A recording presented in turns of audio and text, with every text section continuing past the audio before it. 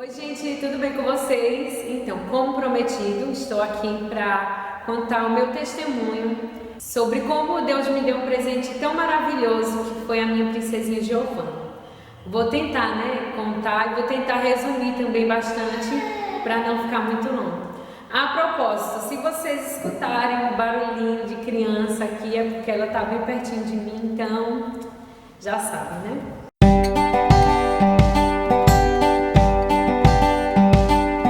Bom, eu vou começar contando para vocês mais ou menos como tudo começou. Mais ou menos porque até então eu não entendia muito o que se passava, dentro do meu organismo. Porque quando eu tinha 13 anos, eu tinha uma menstruação muito irregular. Então, a minha mãe me levou ao médico e ele fez os exames, constatou que eu tinha a síndrome dos ovários polimicrocistos ou policísticos, como alguns falam. E eu não entendia, eu era pré-adolescente, então isso para mim também não tinha muita importância. Essa síndrome é a falta crônica de ovulação ou a deficiência dela, é o principal sinal dessa síndrome. Essa doença ela causa atrasos na menstruação, aumento de pelos no rosto, seios e abdômen, obesidade, acne. Em casos mais graves pode predispor o desenvolvimento de diabetes, doenças cardiovasculares, infertilidade e câncer do endométrio. Tudo bem, só que até aí eu não entendia e também isso para mim não tinha importância. E aí foi passado um tratamento para mim com anticoncepcionais. E eu tomei, acho que a primeira cartela e parei, porque aí eu cheguei e falei para minha mãe que eu ficava me sentindo muito mal, eu tinha taquicardia, sono, muito sono, não conseguia fazer nada, então a gente decidiu que eu não iria mais tomar medicação porque era muito forte, me fazia muito mal. Então eu parei e ficou estagnado, ficou ali naquele ponto, não dei mais importância para isso e por isso mesmo ficou. Depois que eu casei, com um tempo, acho que com um ano depois de casado, eu já queria engravidar. Eu desejava muito ser mãe, muito mesmo. Então a gente começou a tentar e foi aí que eu entendi que o que eu estava passando era pela síndrome dos ovários policísticos. Aí foi tudo novamente, eu fui ao médico, fiz exames, tive que começar o tratamento mais uma vez. E aí ocorreu a mesma coisa comigo. A medicação me fazia muito mal, eu não conseguia tomar uma cartela de comprimido completa. Eu tinha que parar ou intercalar a medicação porque eu não aguentava tomar por dias consecutivos. Eu começava a me sentir muito mal. Era muito ruim. Muitas vezes eu acordava no meio da noite, passando mal. E aí foi. Novamente eu procurei o médico, falei para ele dos sintomas, pedi para ele trocar a medicação por outra. E ele trocou. E comecei a tomar e novamente comecei a me sentir mal. Eu não conseguia terminar a medicação. Nesse intervalo de tempo, eu fui em outro médico ginecologista e ele chegou e falou para mim que eu teria que tomar comprimidos que induzissem a minha ovulação, caso eu quisesse engravidar. Porque a minha ovulação, eu não tinha ovulação. E se eu tivesse, era a probabilidade mínima de ter ovulação. Então ele disse, se você realmente quer engravidar, você tem que começar a tomar comprimidos que vão induzir a sua ovulação. Só que na época, a medicação ela tinha um valor um pouco elevado e eu não tinha dinheiro para comprar o medicamento na época. Então, ficou por isso, eu fiquei sem saber o que fazer. E aí, nesse meio período, eu comecei a orar e me questionar o porquê de que tudo isso estava acontecendo comigo. E aí Deus, ele me entregou uma palavra. Eu não lembro a data exatamente, mas foi um sábado pela manhã, um dia que eu acordei muito, muito, muito triste mesmo. Já levantei da cama chorando. E Deus, ele me entregou uma palavra que é no livro de 2 Samuel, no capítulo 7, que vai ter aqui a parte onde Deus ele faz uma promessa para Davi acerca da sua descendência e Davi ele faz uma oração. Foi justamente nesse versículo, a partir do versículo 24, que o Senhor trouxe uma palavra de conforto para mim, que diz assim: estabeleceste teu povo Israel por teu povo para sempre, e tu, ó Senhor, te fizeste o seu Deus.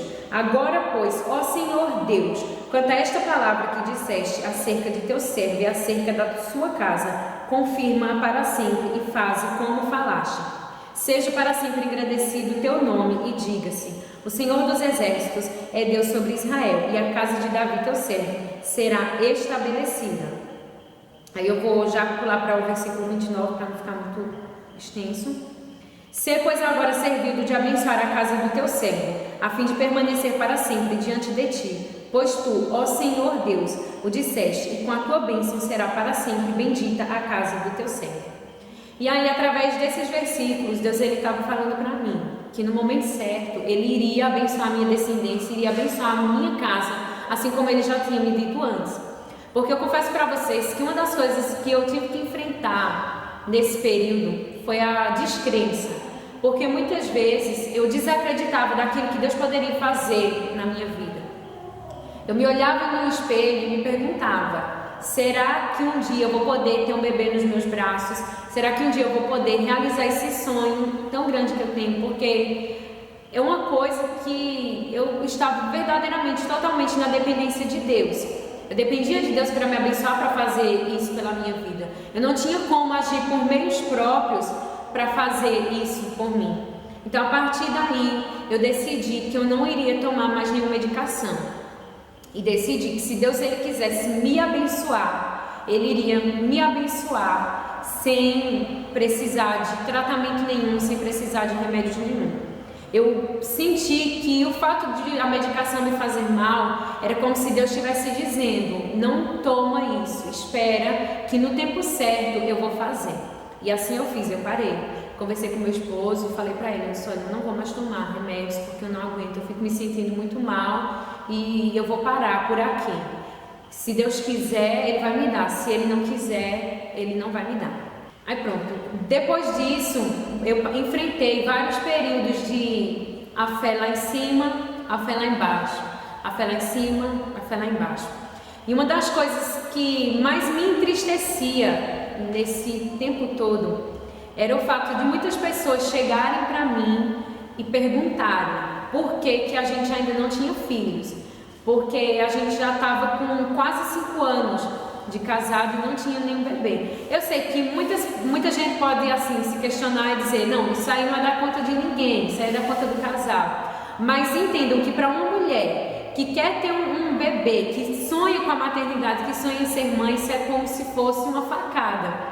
E muitas vezes eu olhava para as pessoas e falava que a gente não tinha ainda porque a gente não queria, não era o momento certo, porque eu tinha vergonha de dizer que eu não conseguia engravidar. As pessoas que eram mais próximas, que já nos conheciam faz tempo, até aqueles que não eram muito próximos, mas que já nos conheciam assim, já sabiam que o fato da gente não ter tido um filho, ainda não ter tido um bebê, não era porque nós não queríamos, e sim porque a gente não tinha conseguido ainda engravidar. E eu me lembro que muitas vezes meu marido chegava em casa e me pegava chorando e me questionando por que tinham mulheres que tinham o prazer de ser mãe, de ter um filho, muitas vezes jogavam crianças no lixo, abortavam, maltratavam seus filhos, e eu indagava a Deus: por que, Senhor? O Senhor não me deu ainda, por que o Senhor não me deu? Se eu quero, essas mulheres não querem, tem, eu que quero, eu não tenho, eu não consigo. E eu ficava sem resposta, porque Deus permaneceu em silêncio na minha vida por um bom período de tempo. Deus se calou e não me respondia, nem porque sim e nem porque não. E muitas vezes eu chorava escondida, eu evitava falar para as pessoas sobre esse assunto, porque eu tinha vergonha de falar que eu não tinha um bebê, porque eu não conseguia engravidar. E sem contar também que várias vezes eu alimentava a esperança de estar grávida, porque essa síndrome ela tem como característica o atraso da menstruação. E muitas vezes a minha menstruação atrasava e já ia eu ficar alimentando. Muitas vezes eu tinha até sintomas de que eu estava grávida realmente. E quando eu ia fazer o exame de sangue para constatar se eu estava realmente grávida ou não, aí já vinha mais uma vez a decepção para mim, porque era um negativo atrás do outro, e aquilo só ia me entristecendo, e a minha fé, ela ficou cada vez mais abalada, e eu comecei a desacreditar que Deus poderia fazer aquilo por mim. Então, passou-se um tempo, eu meio que esqueci que eu queria ser mãe, deixei essa bênção de lado e passei a me dedicar a fazer outras coisas na casa de Deus. Nessa época eu era líder de jovens, e a gente trouxe um filme para assistir aqui na igreja, que é Desafiando Gigantes. Eu acredito que a maioria das pessoas conhece esse filme e já assistiu. E tem uma história semelhante de uma mulher que ela quer engravidar e passa por essa sequência toda de negativos e não consegue engravidar, e aí chega um momento que ela fala para Deus que se Deus quiser dar para ela vai continuar adorando, e se Deus não quiser dar, Ele vai continuar sendo Deus na vida dela da mesma forma. E aí quando terminou o filme, chegou uma menina que fazia parte do grupo dos jovens e falou para mim: escutou? Você prestou atenção no filme? Se Deus Ele te der, Ele é Deus. Se Ele não te der, Ele continua sendo Deus. E aquele filme que era para ser para edificação para os jovens, terminou servindo de edificação para mim também, porque aí eu peguei e segurei essa palavra para mim e me agarrei a isso. E aí eu comecei a dar toda a minha força, todo o meu vigor que eu possuía nos jovens, e comecei a trabalhar com os jovens. Trabalhei, esqueci que eu queria ser mãe e me empenhei em dar o meu melhor para Deus. E nesse período de tempo aconteceram algumas coisas que foi meio que o desenrolar dessa história toda.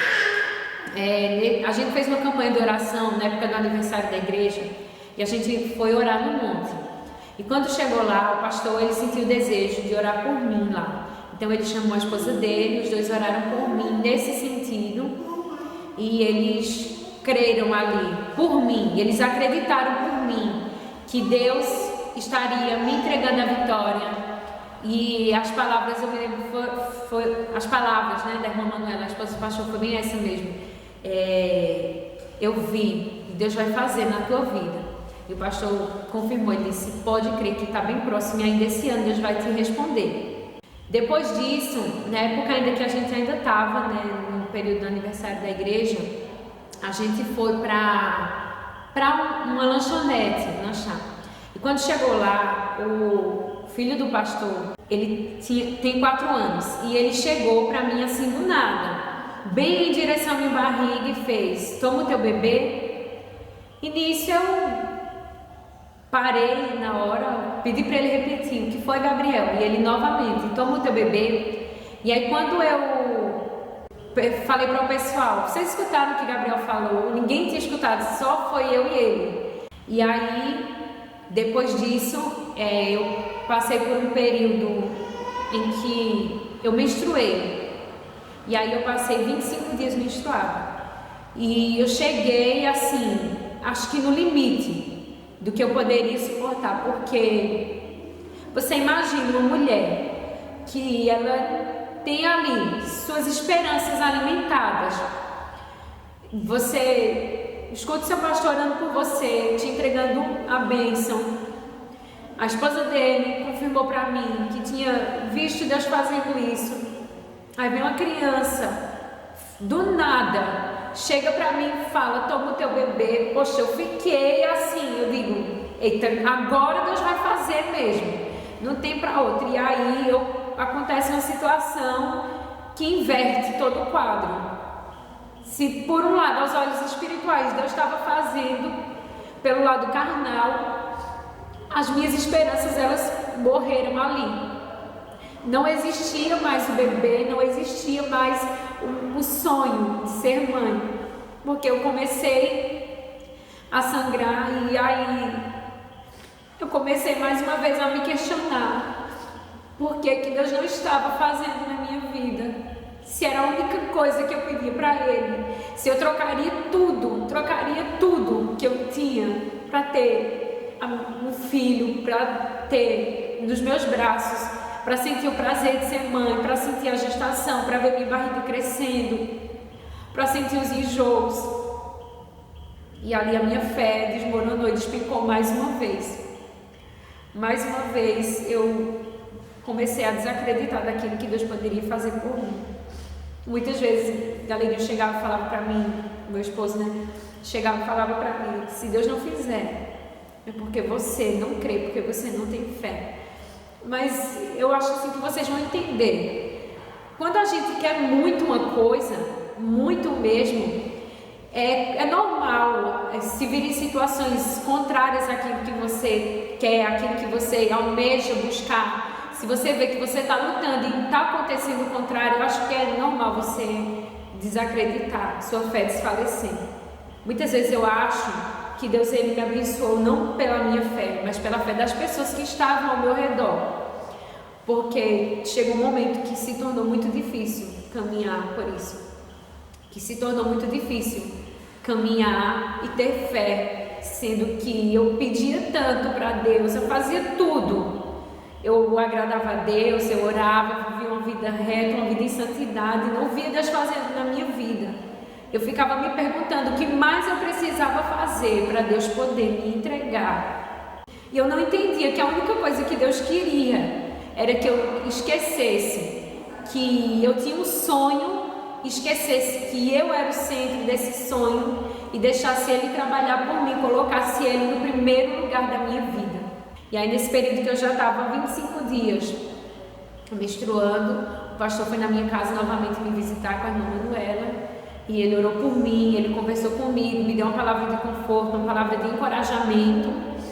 Passados esse período, né, de 25 dias, a menstruação cessou, novamente veio mais um período de 3 meses sem menstruar. A última vez que eu menstruei era, acho que no dia 19 de junho. E aí passou, né, o período novamente de 3 meses sem menstruar. Nesse período eu comecei a sentir sintomas de gravidez. Eu não queria contar para ninguém. Eu não queria, não comentava com ninguém que eu estava sentindo sintomas, porque eu já havia sentido isso outras vezes e me decepcionei. E eu ficava com medo de alimentar também as expectativas das pessoas que estavam ao meu redor e depois chegar e dizer que não estava. A minha mãe, quando eu contava para ela que estava suspeitando, quando recebi o negativo, eu olhava para ela e falava: mãe, eu não estou grávida. Ela chorava junto comigo. E eu não queria que ninguém soubesse, ninguém. Tanto é que eu escondi tudo que eu estava sentindo e não falava para ninguém. Nesse período tiveram pessoas que sonharam comigo grávida, tinham pessoas que estavam ali orando por mim, que estavam pelejando por mim, que estavam intercedendo pela minha vida para que Deus realizasse o meu sonho. Meu marido olhava para mim e falava: você está grávida, você só precisa confirmar, mas eu tenho certeza que você está grávida. Ele teve certeza antes de mim. E de um lado eu tinha meio que a certeza que estava grávida, mas por outro lado eu tinha um medo de encarar. Então eu esperei passar o período de 3 meses, que geralmente era quando a minha menstruação viria novamente. E aí quando chegou no dia 19 de setembro, eu não menstruei. Então aí 19 de setembro caiu num sábado. Na segunda-feira eu já fui fazer o exame. E aí na terça-feira já era o dia de pegar o resultado. Eu não tinha contado para ninguém. Eu não lembro como foi que as minhas amigas descobriram que eu tinha feito o exame. E aí me chamaram para almoçar e eu fui. E eu tinha que pegar o resultado do exame na terça-feira acho que era 2 horas da tarde. E quando eu peguei o exame, no meio do caminho o pastor ligou, ele estava junto também nesse almoço, e disse: você quer voltar para abrir aqui? Aí eu disse: eu volto. Quando eu cheguei lá no consultório, eu não abri. Aí a menina olhou para mim e falou: eita mulher, tu já tentaste tantas vezes, será que agora tu vai conseguir? E olha que ela nem tinha tanta intimidade comigo, então aquilo foi como se eu morri ali na hora. Eu falei, poxa, agora se eu não tiver, amanhã quando eu ver ela, outro dia quando eu ver ela, ela vai perguntar se eu vou ter que dizer mais uma vez que eu não estou grávida. E aí eu fui lá na casa da minha amiga e eu sentei, eu estava ansiosíssima para abrir o resultado e eu demorei porque eu estava com medo de abrir e o resultado ter sido negativo mais uma vez. E quando eu abri, eu nem terminei de abrir o papel todo, quando eu levantei assim, que eu vi que era positivo, eu comecei a chorar e me desmanchei. E foi nesse momento que Deus, ele confirmou que em todos os momentos ele sempre esteve comigo. Mesmo quando ele estava em silêncio, mesmo quando eu não via o agir dele, ele sempre esteve trabalhando por mim. Até hoje eu não entendo ainda por que a minha história teve que ser dessa forma, por que eu tive que passar por esse deserto, mas eu espero que sirva de exemplo, sirva de inspiração para a tua vida, para a vida de outras pessoas, que você possa entender que se Deus ele te prometeu algo, se isso está nos propósitos, está nos planos de Deus, Deus ele vai fazer. No momento certo, no tempo dele, ele vai cumprir. Podem passar dias, meses, anos, na hora certa ele vai fazer, da forma como ele prometeu.